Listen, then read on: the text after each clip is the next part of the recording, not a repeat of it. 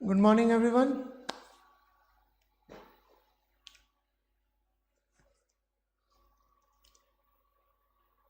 Class से पहले के गप्पे आप लोगों के हो गए। आई कैन सी कोरोना के बारे में और XYZ के बारे में बहुत सारी बातें हो चुकी हैं आप लोगों की। ऑलराइट, तो पढ़ाई पे ध्यान दें। 1 घंटे का ही समय हमारे पास। Alright, so let's proceed then. तो लास्ट क्लास से किसी को कोई डाउट है तो पूछ सकता है चैट पे, अदरवाइज मैं आगे पढ़ाना शुरू करूंगा। Waiting for doubts from last class.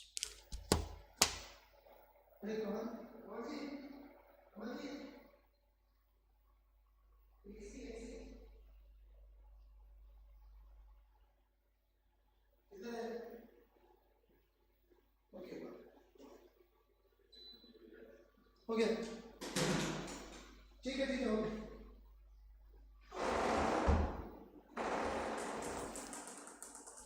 Okay then, if there are no doubts आगे बढ़ेंगे हम लोग फिर।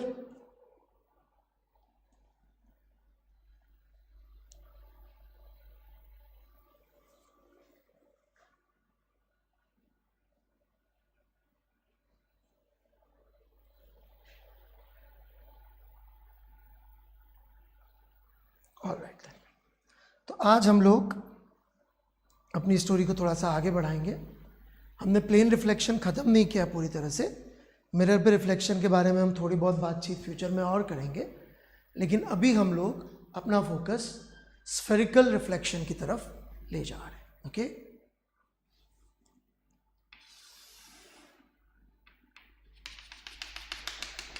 स्फेरिकल रिफ्लेक्शन में हमें इस तरह का एक चित्र देखने को मिलता है और इसको हम कह देते हैं कॉनकेव मिरर। पूरा नाम है कॉनकेव रिफ्लेक्टिंग या concave side reflecting mirror. Concave side से रिफ्लेक्ट करने वाला मिरर। इसी प्रकार से शॉर्ट में हम बोल देते हैं convex mirror.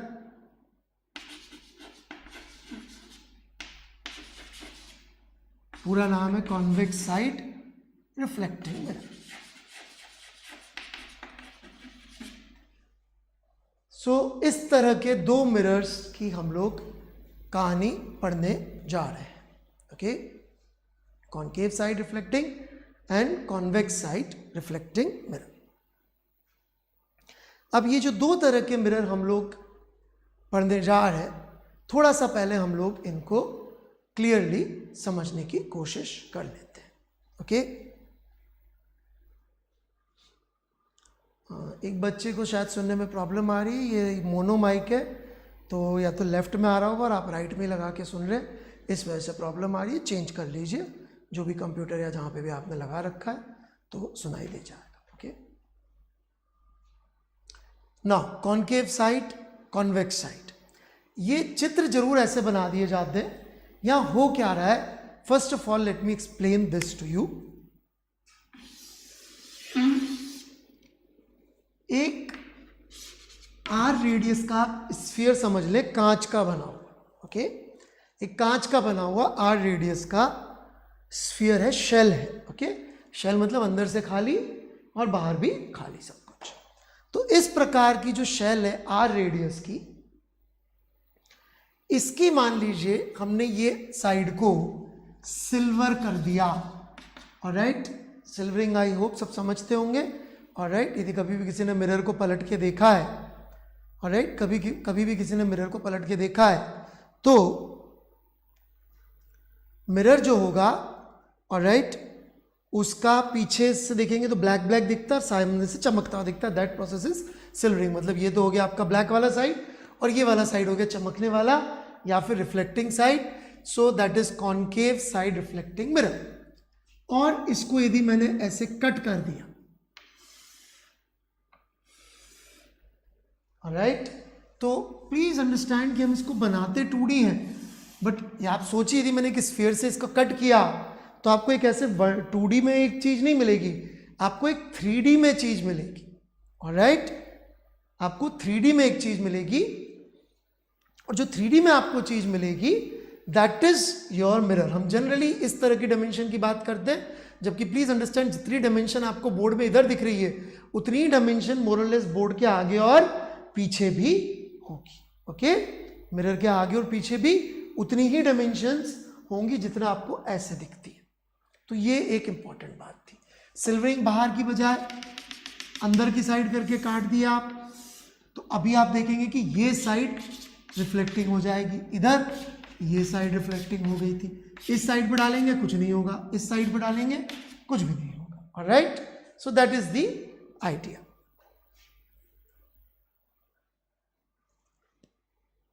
So I hope everybody understands कि ये 2 डायमेंशनल नहीं, एक 3 डायमेंशनल ऑब्जेक्ट है। Okay, it's not a 2 dimensional, it's a 3 dimensional object. So once you understand that, थोड़ी थोड़ी सी इसके बारे में और चीजें भी हमें चाहिए होगी नाम के अलावा भी। ऑलराइट, तो नाम के अलावा जो हमें और चीजें चाहिए होंगी वो हम देख लेते हैं, technical terms. Once we understand these technical terms, फिर हम लोग आगे बढ़ेंगे। ओके, तो लेमन भाषा में बोले तो साइज ऑफ मिरर, ये लेमन भाषा। ओके, इसका टेक्निकल नाम है अपर्चर। राइट, अपर्चर को ही हम लोग साइज ऑफ मिरर कह देते हैं।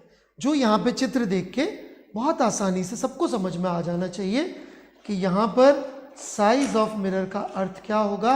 साइज ऑफ मिरर का अर्थ होगा ये अपर्चर।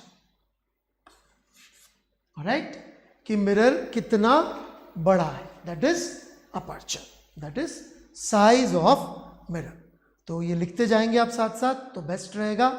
ऑलराइट, कि अपर्चर क्या होता है ये मैंने यहां पे दिखा दिया, साइज ऑफ मिरर। ओके,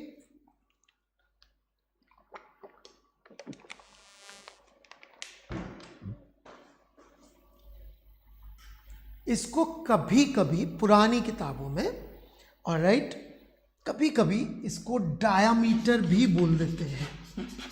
और ये बड़ा कंफ्यूजिंग है डायामीटर बोलना। क्यों कंफ्यूजिंग है डायामीटर? क्योंकि उसको लोग इस आर से रिलेट करेंगे। तो सबसे पहले तो लिख दो this is not 2r, aperture is the same thing as diameter. तो ये हो सकता है कि सर इसको ऐसा अजीब सा नाम क्यों दे दिया diameter? For very simple reason, क्योंकि जब मिरर्स दुनिया में यूज होने शुरू हुए होंगे तो ऐसे आप कांच के मिरर को हाथ में लेके तो नहीं घूमेंगे, हाथ कट जाएगा, वो कांच का है। तो आप उसको किसी न किसी एक कवर में रखेंगे।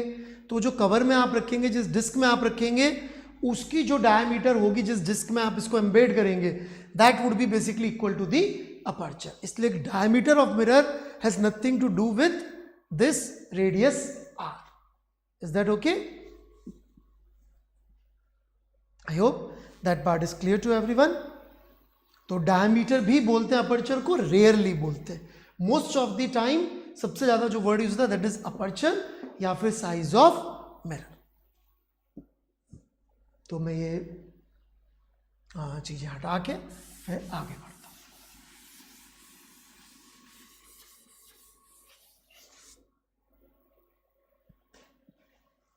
Next terms that we are going to understand one after another are center of curvature, क्योंकि रिलेटेड ही है इसलिए मैं साथ साथ लिख देता हूं, और radius of curvature. Alright, centre of curvature and radius of curvature, ये दो टर्म भी हमको फॉर मिरर पता होनी चाहिए। ऑलराइट, अब याद रखिए ये मिरर एसेंशियली एक स्फीयर से काट के बनाया गया है। Alright, it was part of a mirror, of a sphere, sorry. So this was part of a sphere. Alright, तो उस स्फीयर से जब अपन ने कट किया तब भी उस ओरिजिनल स्फीयर का एक सेंटर तो था ही सही। वही सेंटर इस मिरर का भी सेंटर ऑफ कर्वेचर कहलाता है, और जिस स्फीयर से कट किया था उसका एक रेडियस भी था, वही रेडियस इस मिरर की रेडियस भी कहलाती है। तो रेडियस ऑफ कर्वेचर या centre of curvature of a mirror is essentially centre and radius of the original sphere of which it was part. Okay, centre and radius of curvature of a spherical mirror, centre and radius of curvature of spherical mirror, all right, center and radius of curvature of a spherical mirror are of the original sphere of which this mirror was part, are of the original sphere, are of the original sphere of which this mirror was part. तो ऐसे करके आप लिख सकते हैं, या अपनी भाषा में लिख लीजिए, इससे भी अच्छा होगा यदि अपनी भाषा में लिखा होगा, हिंदी में या जो भी भाषा आप समझते हैं, ऑलराइट, उसमें लिखेंगे वो ज़्यादा अच्छा होगा कंपेयर टू जो मैंने बोला, फिर भी यही कह रहा हूँ. क्या, तो ये हो गया कॉनकेव मिरर का radius of curvature, centre of curvature. इसकी जगह हम कॉन्वेक्स मिरर की बात कर लें. इधर ही चला जाएगा सेंटर, ये जिस स्फीयर का पार्ट था उसका सेंटर यहाँ था, राइट. ओके, कई बुद्धू लोग इसमें इधर भी आर और सी की बात कर लेते हैं. इधर सी कहां से आएगा भाई, इससे आर दूरी पर इधर सी नहीं होगा. ऑब्वियसली सिर्फ जहां पे सी था ओरिजिनल मिरर का, वहीं सेंटर ऑफ कर्वेचर होता है मिरर का, है ना. कई लोग इधर भी आर दूरी पे सी बना देते. ठीक, आगे बढ़े हम लोग.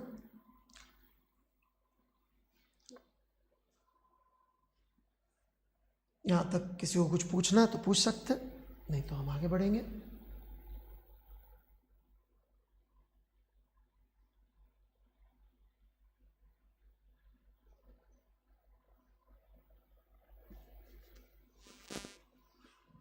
चैट में पूछ सकते हैं डाउट्स हो तो.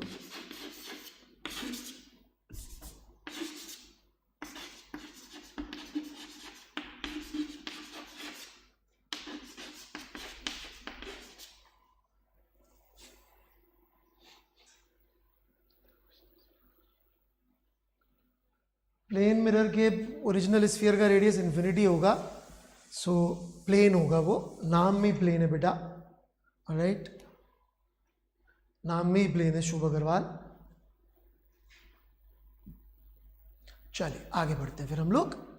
Next two terms that we are going to understand which are closely associated is pole and principal axis of mirror. Okay, pole and principal axis of mirror. So सबसे पहले हम ले लेते हैं pole. Okay, pole of mirror क्या होता है. NCERT जो कहती है पोल को, मैं वही बात आपको बता रहा हूं, ऑलराइट, जो एनसीईआरटी में लिखा हुआ है. हालांकि थोड़ा सा मेरा मतभेद है इस चीज को लेके, बट एनसीईआरटी को फॉलो करना इसलिए जरूरी है कि कभी भी जेईई के एग्जाम में कोई सवाल आ जाएगा जहां पे किसी भी तरह का यदि दो इंटरप्रिटेशन होंगी, तो ये मान के चलिएगा कि वो एनसीईआरटी की ही इंटरप्रिटेशन को ट्रू मानेंगे, ऑलराइट, और कोई इंटरप्रिटेशन को वो ट्रू नहीं मानेंगे. सो पोल,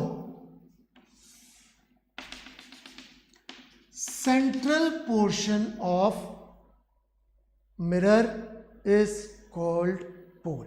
मिरर का जो सेंट्रल पोर्शन होता है इसको हम लोग पोल कहते हैं. Central portion of mirror is called pole, right. तो ये मिरर है, इसका जो सेंट्रल पार्ट होगा, बीच वाला पार्ट, उसको हम लोग पोल कह देते हैं, POLE, पोल. ये एनसीईआरटी की डेफिनेशन है. ओके, मेरा थोड़ा सा मतभेद इसलिए है कि मैं आगे जाके, ऑलराइट, ये आपको प्रूव करके दिखा दूंगा कि यदि हम लोग पोल को आगे पीछे ऊपर नीचे ले भी ले मिरर पे तो खास फर्क नहीं पड़ता. इनफैक्ट हम ऐसे भी प्रॉब्लम्स लेंगे जहां पे पोल मिरर के बाहर एग्जिस्ट कर रहा होगा इसी स्फीयर के वैल्यू पे, लेकिन वो मिरर के बाहर एग्जिस्ट कर रहा होगा, फिर भी सॉल्यूशन पे फर्क नहीं पड़ेगा. तो जब वो आएगा पॉइंट तब देखेंगे.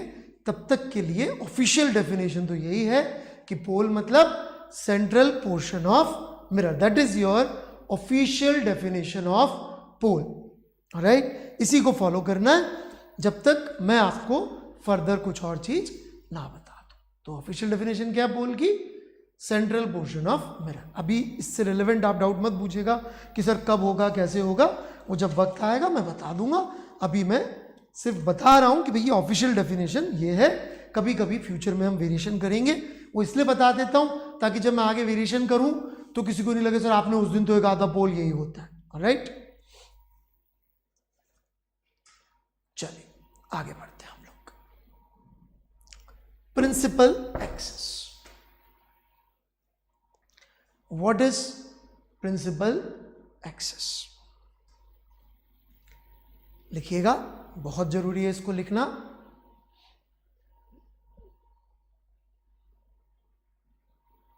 एक बच्चा डाउट पूछ रहा, फैज मुश्तकान, खैर मिटा दिया।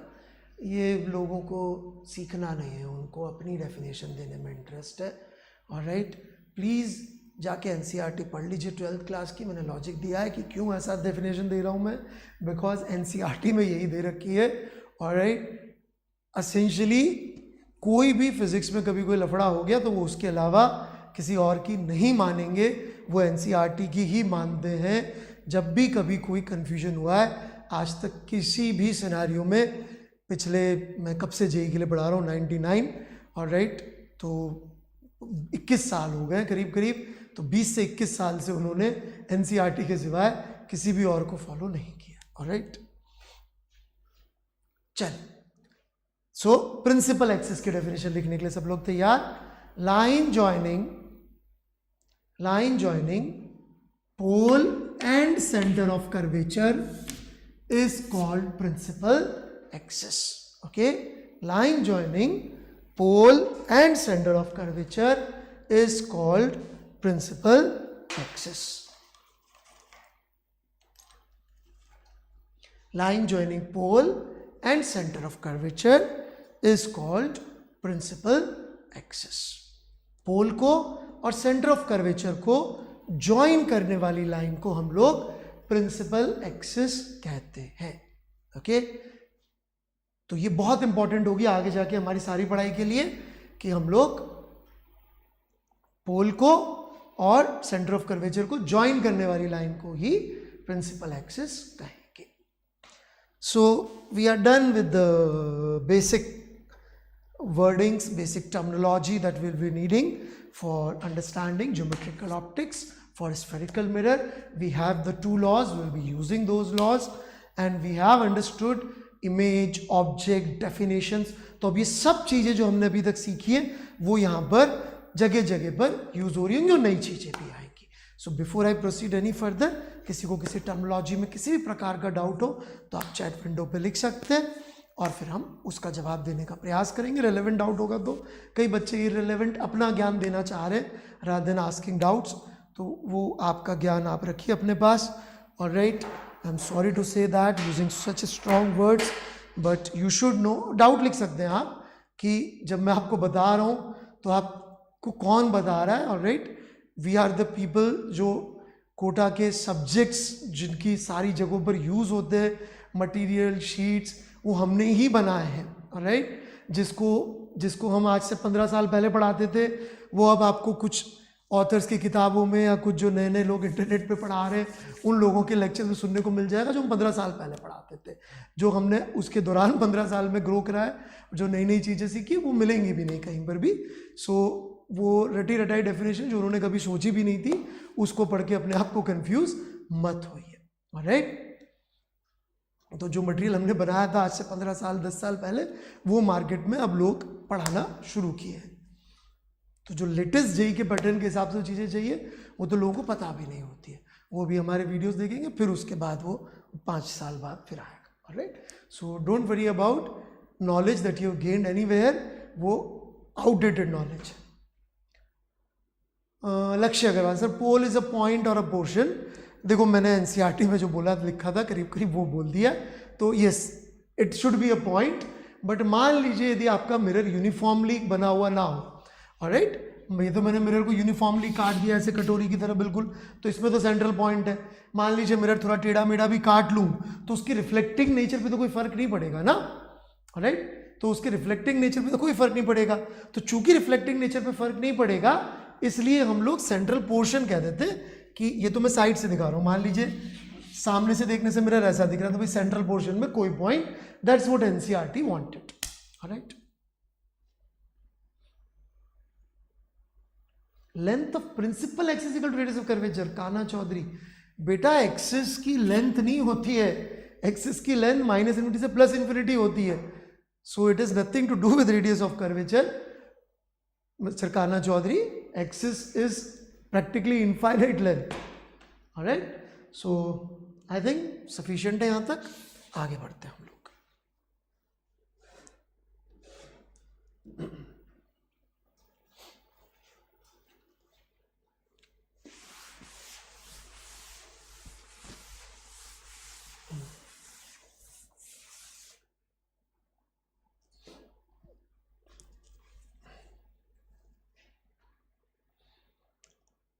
ठीक है, सो next that we are going to learn here is, for diffuse reflection we don't study because there is no image formation, हर्षनिल आप, since there is no image formation तो पढ़ने का कोई फायदा ही नहीं होगा, इसलिए हम लोग डिफ्यूज रिफ्लेक्शन के बारे में ज़्यादा पढ़ाई नहीं करते। इट इज़ नॉट मीनिंगफुल कि हम लोग बैठ के डिफ्यूज रिफ्लेक्शन की पढ़ाई करें, उससे कोई फायदा नहीं निकलेगा, ओके, ऑलराइट।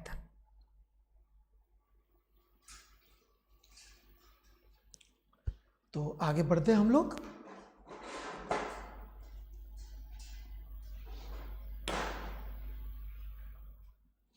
Now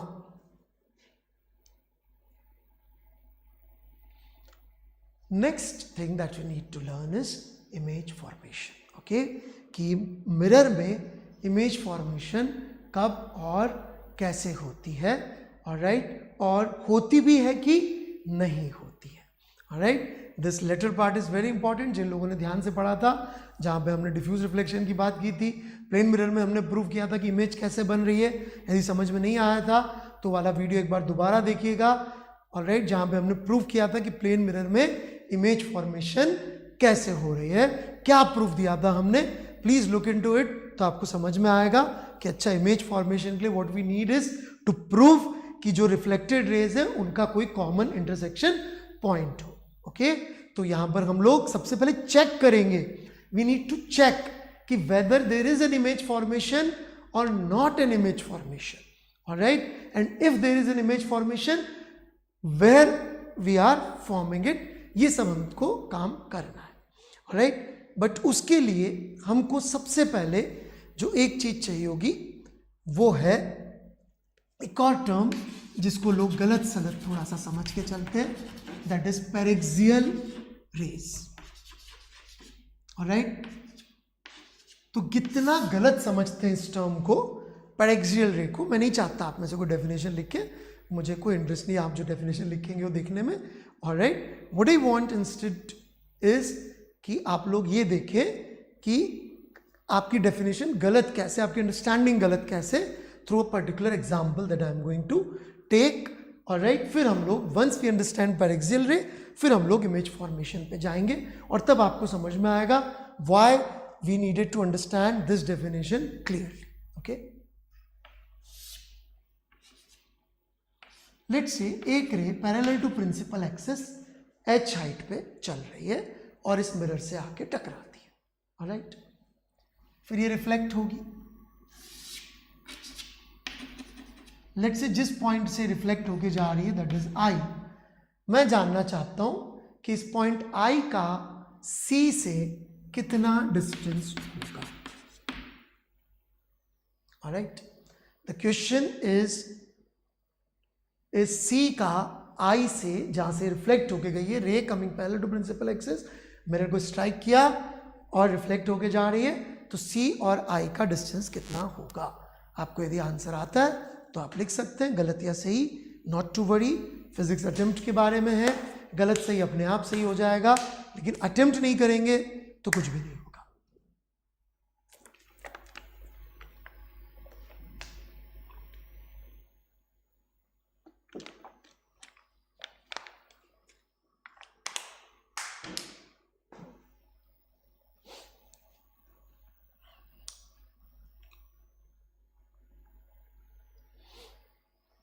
Okay.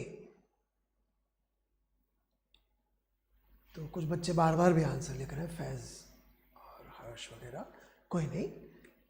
तो अनफॉर्चुनेटली बच्चों, आप लोगों को मुझे बताते हुए दुख हो रहा है या खुशी हो रही है बहुत ज़्यादा कि आपका आंसर r/2 गलत है। Alright, r/2 is wrong.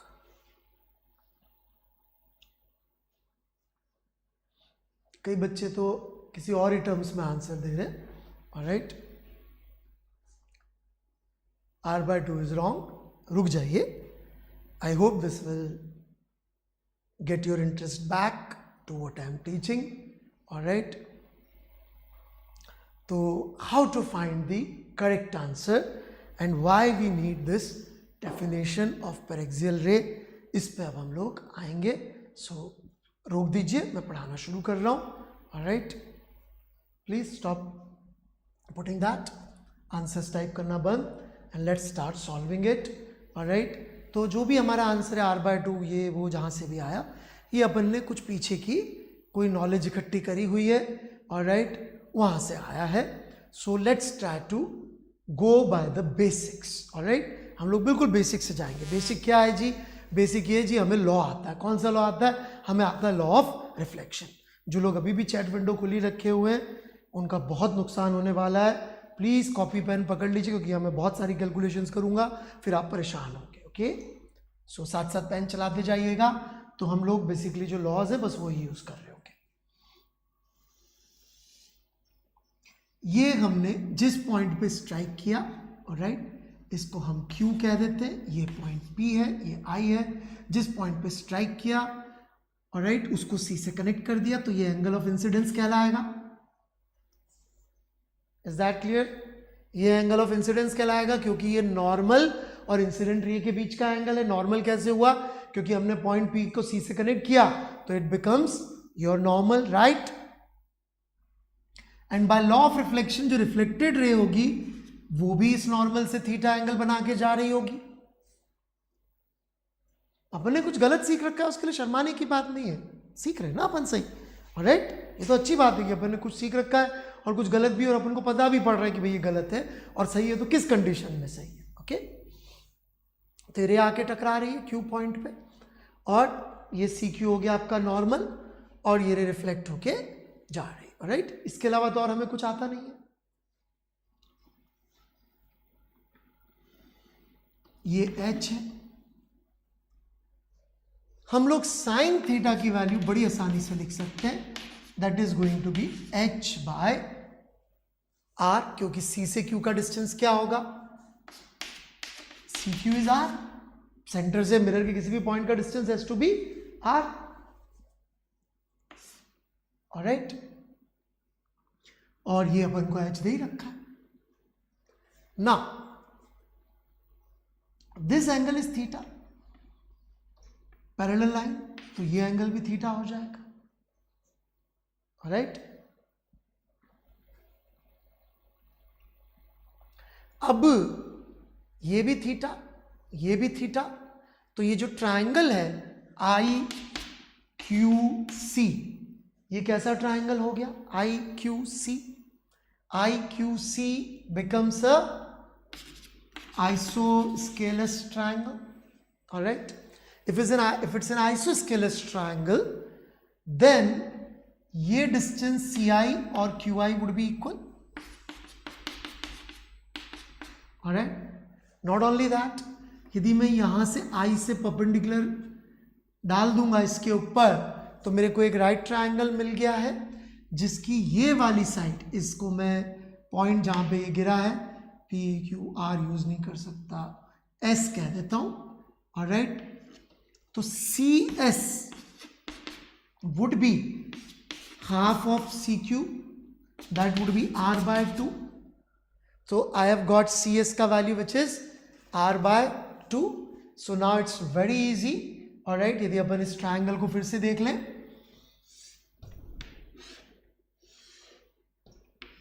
ये थीटा है, ये C है, ये S और ये I।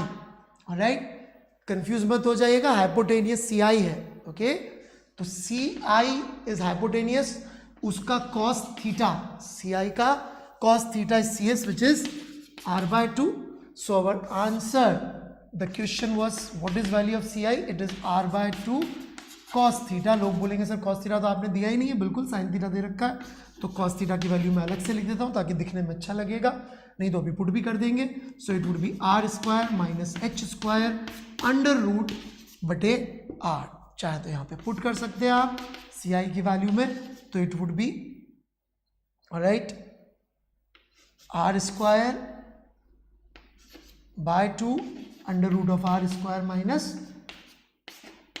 H square. Right, for some reason मैं यहाँ पे थोड़ा सा इस आंसर को थोड़ा सा और एडजस्ट करके दिखा रहा हूँ, फिर अपन लोग आगे बात करेंगे. आई होप आप लोग सारा लिख रहे होंगे साथ साथ.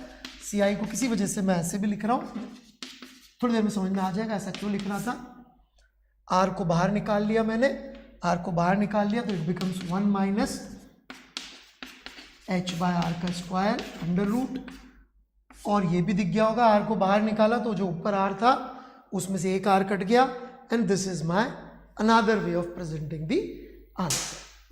तो पहले लिख ले इसको अच्छी तरीके से, जब तक पूरा यहाँ तक ना लिख ले तब तक अपनी चैट विंडो को हाथ नहीं लगाएंगे, यहाँ तक लिखना जरूरी है. ओके, सी नॉर्मल से क्यों जाएगा, that is definition of normal. Perpendicular sphere के परपेंडिकुलर जो सेंटर से लाइन पास करती है भाई उत्कर्ष सोनी जी, नॉर्मल का मतलब ये होता है स्फीयर के लिए कि वो सेंटर से पास करेगा. ऑलराइट, स्फीयर सर कोई भी सरफेस पे पॉइंट ले लीजिए सर्कल का और सेंटर से क्रॉस कर दीजिए, वो परपेंडिकुलर हो जाएगा.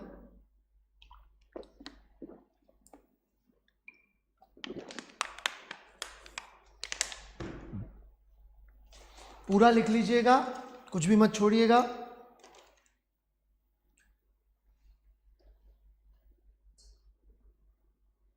एंड तक लिख लीजिए.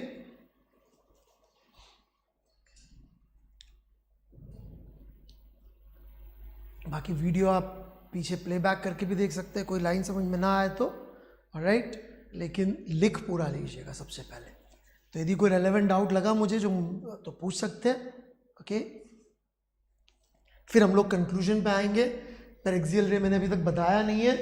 ऑलराइट, पेरिक्सियल रे अभी तक समझाया नहीं है मैंने, उसकी तैयारी कर रहा हूँ ताकि आपके दिमाग में कुछ if H is equal to R then C I will not be defined. ये मैथ्स के अलावा कुछ नहीं सोचते बच्चे. प्रैक्टिकली तो सोचो, एच आर हो जाएगा तो ये रे यहाँ पहुंचेगी क्या, एच को 100 आर कर दो. मिस्टर निहित वाइन्स को इससे कोई लेना देना नहीं, हम जो पढ़ा रहे हैं इनको प्रैक्टिस करनी है. This is interesting. बेटा फिजिक्स के पहले 5-7 लेक्चर में मैं कुछ भी नहीं दे सकता बिकॉज मुझे थ्योरी और नाम बताने में इतना टाइम निकल जाता है. ऑलराइट, अभी हम बिल्डिंग में गड्ढा खोद रहे हैं, आप पूछ रहे कि सर कौन से नंबर के माले पे रहूं. Arjun, this is a mathematical proof but we have geometrical optics के अंदर मैथमेटिकल प्रूफ ही मिलेंगे. मैं पहले ही दिन समझाया था कि ज्योमेट्रिकल ऑप्टिक्स में ये जी और ये ओ है. Okay, so it will be geometry always.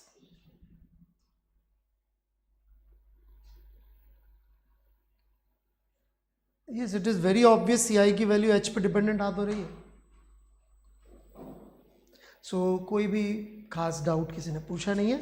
So I think ये सबको समझ में आ गया है कि हमारा सी आई का वैल्यू हमने कैसे ये निकाला.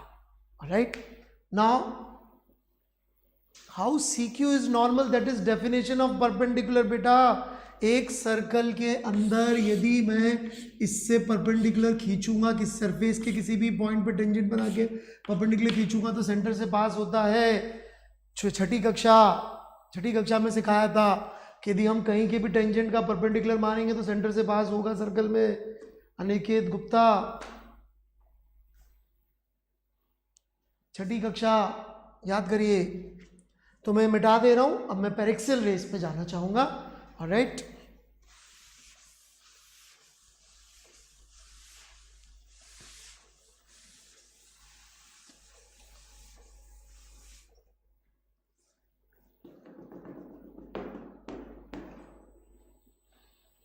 now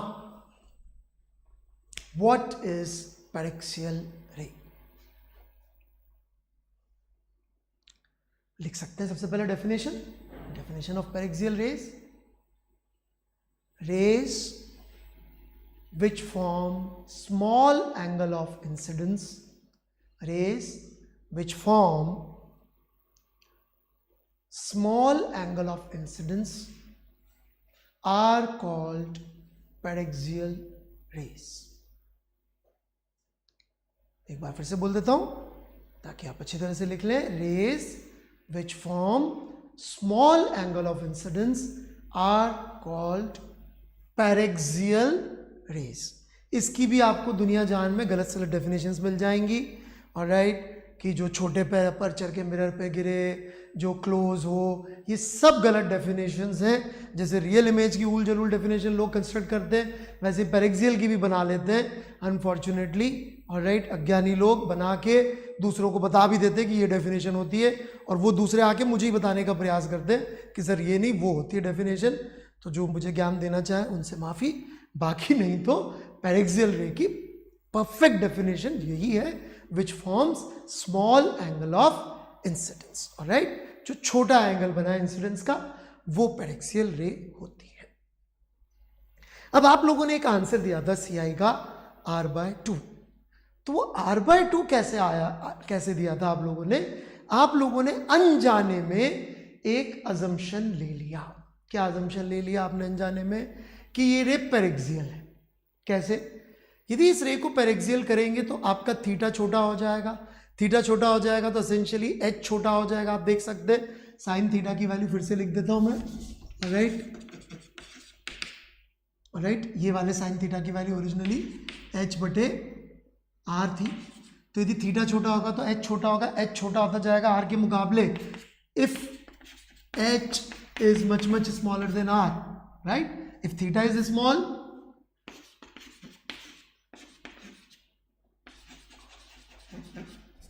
then H is much smaller than R, and if this happens to be much smaller than R, then our answer approximately becomes R/2।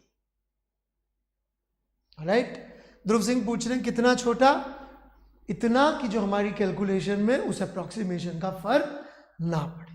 Alright, ये भी हम थोड़ा सा और क्लियर करेंगे कि छोटा मतलब what is the range. Alright, जितना भी डेसिमल प्लेसेस आपको एक्यूरेट चाहिए उसके हिसाब से करना पड़ता है। फिर भी इसका एक टेक्निकल डिस्कशन होगा once we talk about image formation. तो आप देख सकते हैं H को R के वाले छोटा कर दिया, क्या हो गया?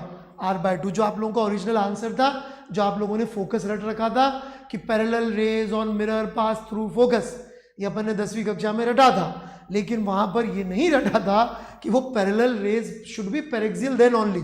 इनफैक्ट मान लीजिए इस H की वैल्यू को मैं बड़ा कर देता हूं just for discussion sake. Alright, if H becomes R/2,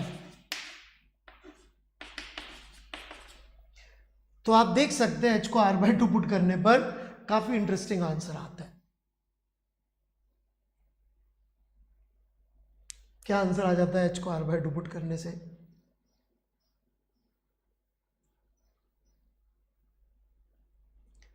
anyone? I am waiting. If H is equal to R/2, तो आंसर क्या आ जा रहा है?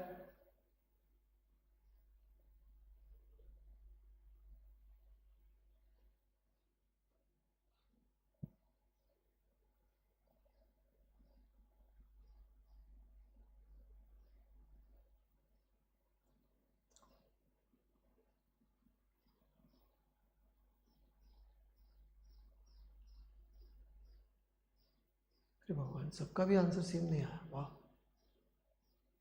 ओके, अब सही आ रहा है। ऑलराइट, R/√3, तो मतलब you can get various different answers. Alright, so that's what I wanted to say कि आपने इसका वैल्यू ये किया तो कुछ और आंसर आ गया, कुछ और करेंगे कुछ और आंसर आ जाएगा। So not to worry about that. Alright, या फिर इसको मैं पुराने वाली फॉर्म में लिख दूं तो cos थीटा की फॉर्म थी शायद, तो उसमें आप देखेंगे तो और डिफरेंट आंसर्स मिल जाएंगे। ओके, तो आप देख सकते हैं कि you can get different answer. In fact CI का वैल्यू R भी हो सकता है। आप निकाल के देख लीजिए, R पुट करके H का वैल्यू कितना आ रहा है। मतलब कि you may have a scenario like this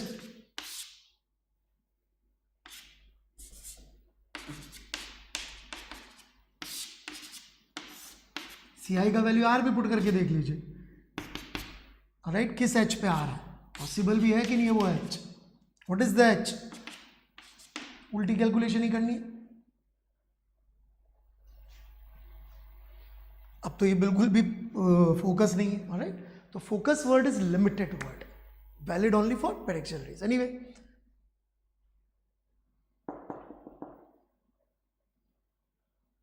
यदि H को मैं CI को R कर दूं तो कितना आ रहा है H का वैल्यू,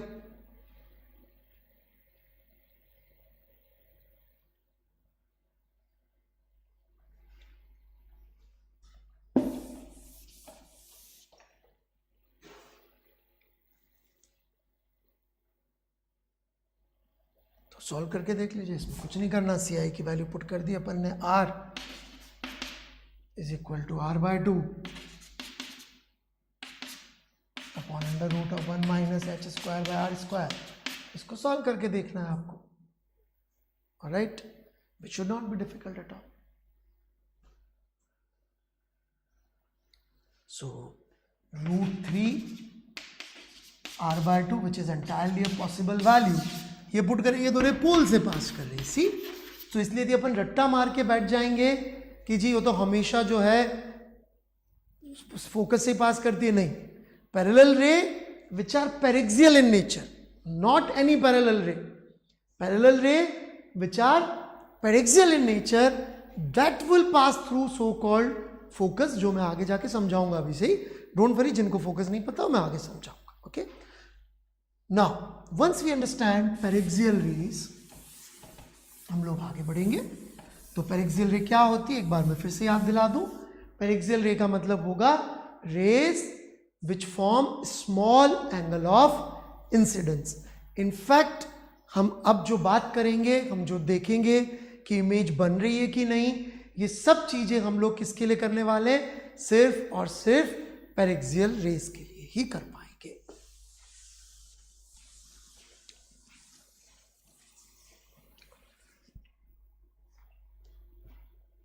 तो ध्यान दीजिएगा, हम यहां पे 2 टास्क साइमल्टेनियसली अचीव करेंगे। हम ये प्रूव करेंगे कि इमेज बन रही है, ऑलराइट, पहले तो हम ये प्रूव करेंगे कि इमेज बन रही है, और फिर ये निकालेंगे कि कहां बन रही है, ऑलराइट। तो ये दोनों एक ही टास्क है, आप देखेंगे सॉल्यूशन तो समझ में आ जाएगा।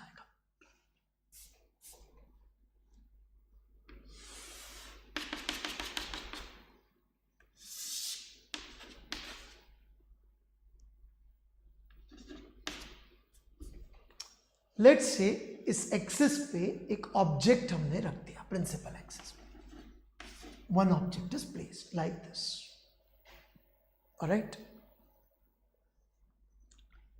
एक रे हमने बनाई, ये गई, ऑब्वियसली नॉर्मली स्ट्राइक करिए, वापस आ जाएगी, ओके। अब हम एक दूसरी रे बना रहे हैं,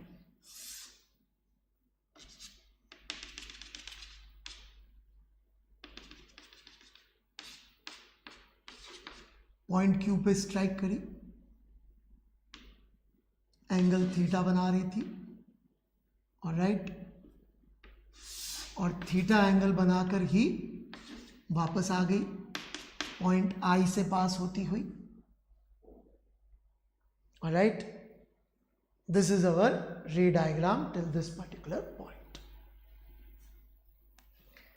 इस हाइट को जहां स्ट्राइक किया है, इसको हम h कह दे रहे हैं, ये एंगल को अल्फा कह दे रहे हैं, ये एंगल को हम लोग बीटा कह दे रहे हैं, और ये एंगल को हम लोग गामा कह दे रहे हैं, okay. Alpha, beta, gamma. Mister Anandraj को नहीं सीखना है, उनको आगे का सिखाना है कि सर इन फर्दर डिस्कशन भी है, चलेंगे। अल्फा, बीटा, गामा और ये height h, this is what we have here, alright. ये h अपन ने Q पॉइंट की हाइट मानी है, थोड़ा ध्यान से समझिएगा। Now if rays are paraxial,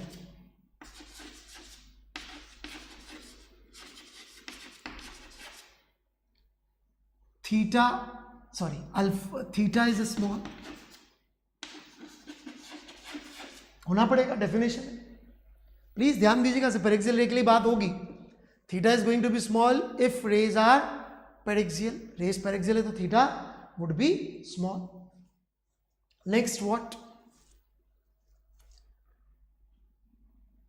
theta small रखेंगे आप यहां पे खड़ा करके, ऑलराइट, तो आप समझ सकते हैं कि एच भी छोटा ही होगा, which is very easy to imagine.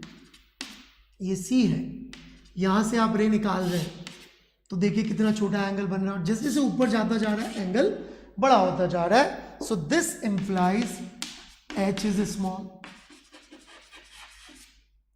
This in terms implies, मैं साथ ही लिख देता हूं, alpha is small, alpha small करते ही बीटा गामा तो साफ साफ दिख रहे, उससे भी छोटे होते चले मतलब अल्फा इज स्मॉल, है ना, और बीटा और गामा भी उसी ऑर्डर के हैं, तो अल्फा बीटा गामा चूंकि उसी ऑर्डर के, तो सब स्मॉल हो जाएंगे। ओके, तो यहां तक आई होप सबको समझ में आ गया होगा। If rays are paraxial, theta is small, which implies that this is wrong, your H would be something like this, पर मैं इतना छोटा है बनाऊंगा तो आपको दिखेगा नहीं, इसलिए हम लोग ऐसा कर रहे हैं। ओके, नेक्स्ट इज, हम क्या लिख सकते हैं, यदि आप ट्रायंगल ओ क्यू सी को देखें, राइट, तो आप ये कंक्लूड कर सकते हैं कि beta is equal to alpha plus theta.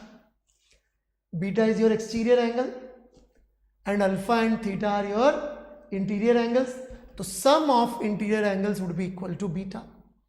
Now looking at triangle I Q, और ये पॉइंट को मैं P डैश कह देता हूं जो कि P के बहुत पास होगा। Looking at triangle,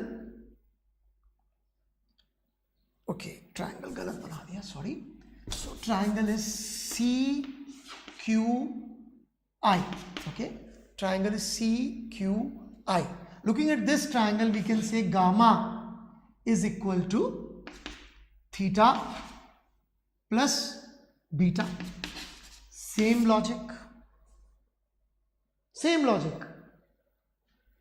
All right. Gamma is equal to theta plus beta and beta is equal to alpha plus theta. Interior angles का sum exterior angle के बराबर, दोनों interior angles sum is exterior angle के बराबर। ऊपर से theta की value में यहां सब्स्टिट्यूट कर रहा हूं। थीटा की वैल्यू क्या है, beta minus gamma, so beta minus gamma from here plus beta, ये मैंने सब्स्टिट्यूट कर दिया, so I get gamma plus alpha, gamma plus alpha is equal to 2 beta.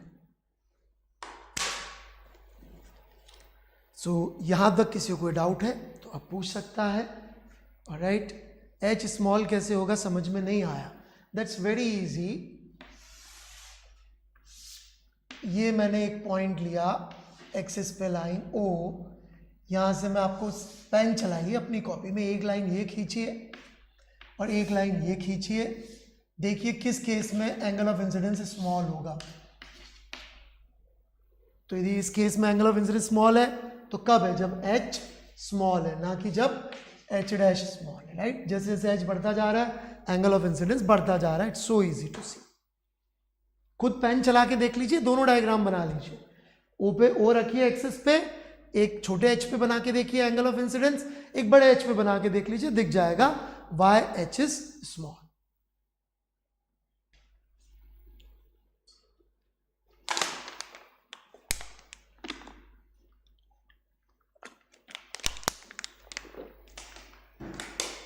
ये डायग्राम खुद बनाइए अपनी कॉपी में, इसको देखने से नहीं आएगा समझ में, कॉपी में बनाइए ये डायग्राम तो आएगा समझ में।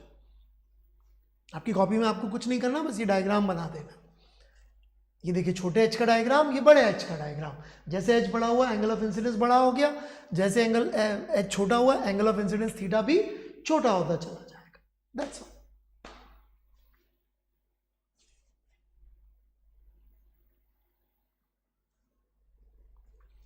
Now let's remove this. I need only this result.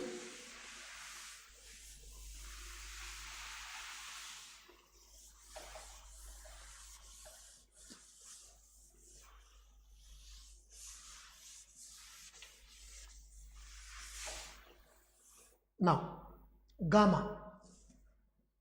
Gamma को हम लोग कह सकते हैं, वैसे तो 10 गामा को कहना चाहिए था, but since gamma is small I can directly write it is h बटा पी आई, h बटा P I. Alright, beta I can write as h बटा P C and alpha I can write as h बटा P U. Since they are small तो 10 alpha 10 beta 10 gamma लिखने की जरूरत नहीं है. ओके, चूंकि ये p dash is almost at p, इसलिए हमने यहां पे p डैश नहीं लिखा, सीधे सीधे p लिख दिया. ध्यान दीजिएगा, p is very very close to p dash, क्योंकि जैसे जैसे h स्मॉल करते जाएंगे p और p डैश मर्ज होते जाएंगे.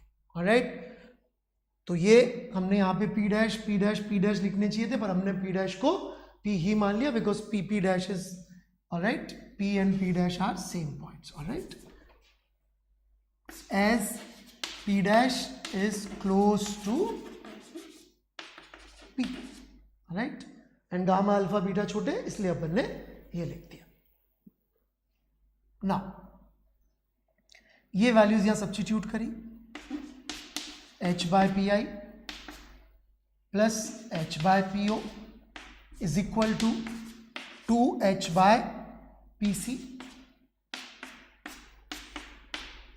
and we get 1 by pi is equal plus 1 by po is equal to 2 by pc.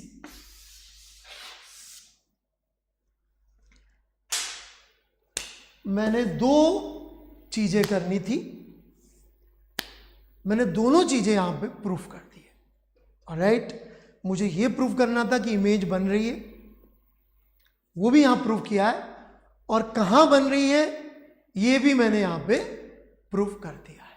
Alright, बन रही है ये भी प्रूफ किया है. ध्यान दीजिएगा, ये भी प्रूफ किया है कि इमेज बन रही है, और कहां बन रही है ये तो मैंने निकाल ही दिया है, जैसे आप सामने देख सकते हैं. ऑलराइट, ये कैसे प्रूव किया कि इमेज बन रही है? 1 मिनट में इसका जवाब देता हूं. यदि कोई रेलेवेंट डाउट पूछे तो मैं जरूर जवाब दे दूंगा. I'm waiting for any relevant doubt.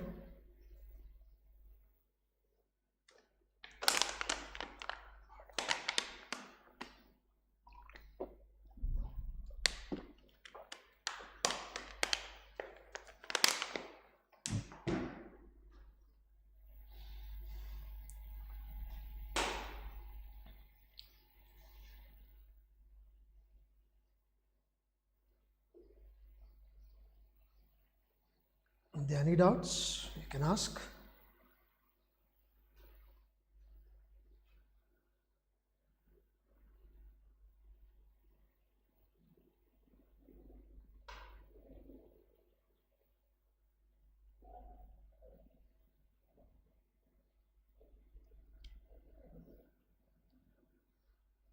Diwakar Kumar ji doubt नहीं पूछ रहे, वो आगे का प्रेडिक्शन कर रहे हैं.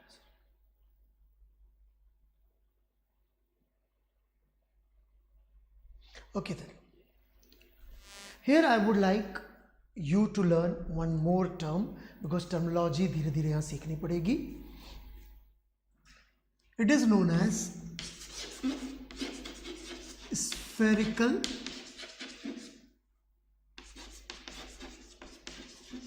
aberration. पहले लिख लें टर्म, फिर कैसे इससे कहानी का रिलेशन है ये भी समझाऊंगा मैं, और इमेज फॉर्मेशन हो रहा है ये भी समझाऊंगा मैं. ऑलराइट,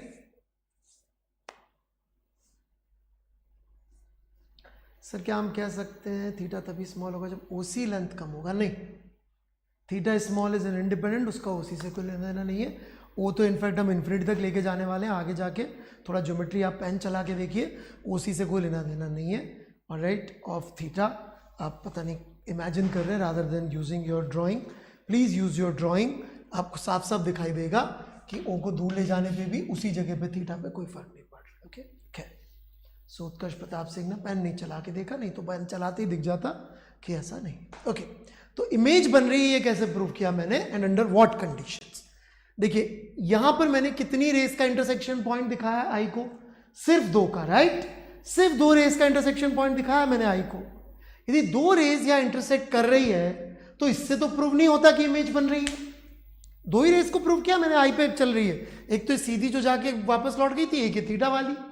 फिर मैं कैसे कह सकता हूं कि this is the location where image is forming? समझ में आ रही बात? सिंस मैंने 2 ही रेस के लिए ज्योमेट्री के लिए, मैंने सारी रेस के लिए तो प्रूव किया ही नहीं। यदि मैंने सारी रेस के लिए प्रूव नहीं किया तो मैं कैसे कह सकता हूं even under all these approximations that there is an image formation taking place?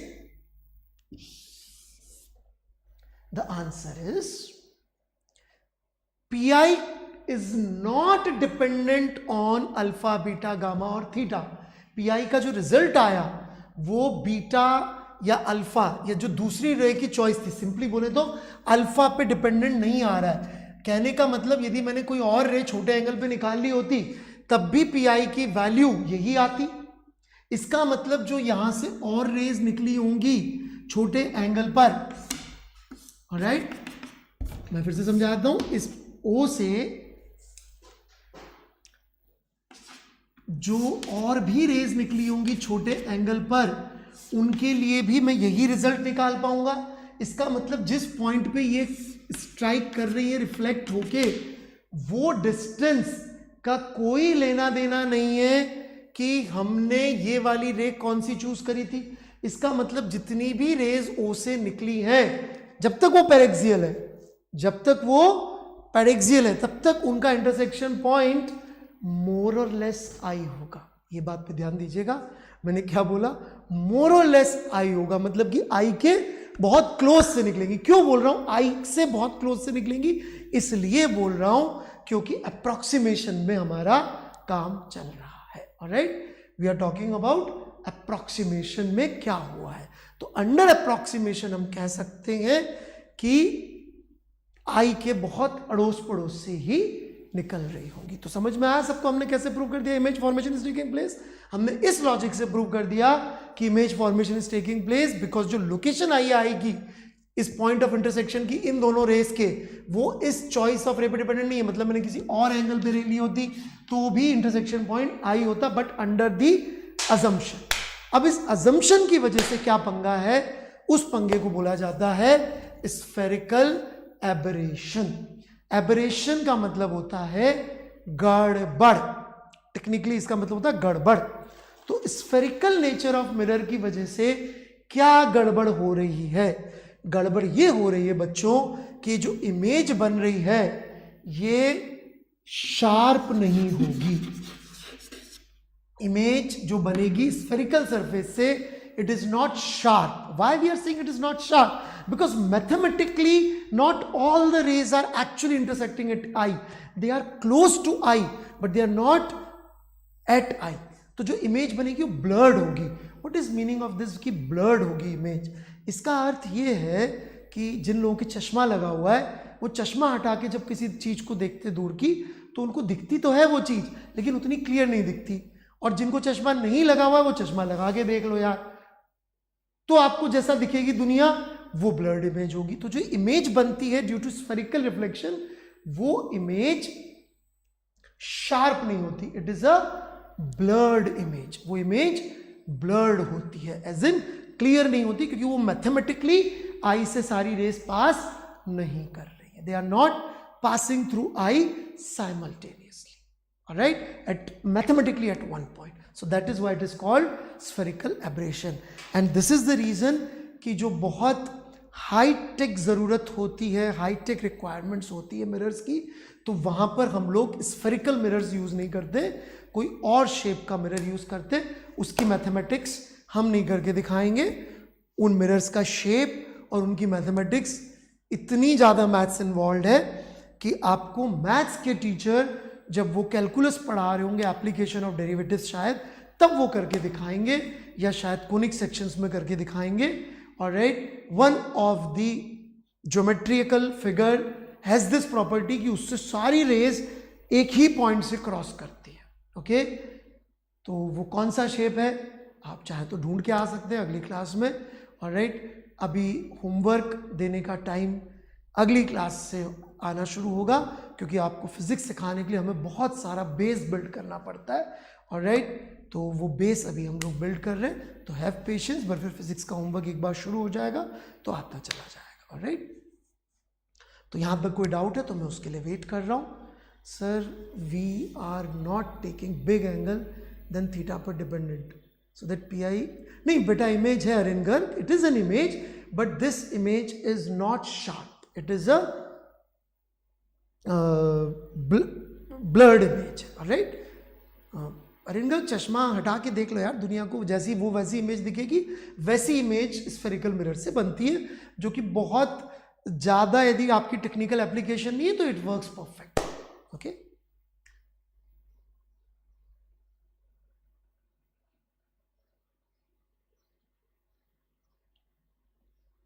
Ramanjot, Irodov की ज़रूरत नहीं, अच्छे टीचर की ज़रूरत है। वो चाहे तो इरोडोव से करा दे, वो चाहे तो एचसीवी से करा दे। अच्छा टीचर तो आपको एनसीईआरटी से भी इतना अच्छा सवाल दे सकता है और उसका सोल्यूशन समझा सकता है, जिससे आपकी पूरी फिजिक्स खुल जाएगी। ओके, एनसीईआरटी में बहुत अच्छे सवाल है, तो ये किताब का नहीं, टीचर से relation. Spherical aberration means, what is spherical aberration means? Because of spherical nature of the reflecting surface, rays formed are not sharp, या फिर rays do not cross through a common mathematical point। ये आप लिख सकते हैं कि due to spherical nature of surface, reflected rays, आगे जाके reflected के लिए भी होगा, तो reflected/refracted rays, due to spherical nature of surface, reflected/refracted rays do not form a sharp image। बस इतना काफी है। चलिए, that's it then, thank you very much। Homework के लिए तैयार हो जाइएगा, अगली क्लास में आ जाएगा।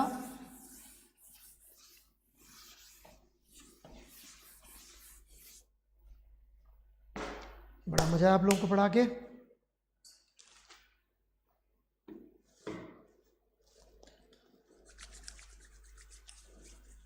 Telegram link I check and tell you कि यदि कुछ प्रॉब्लम है।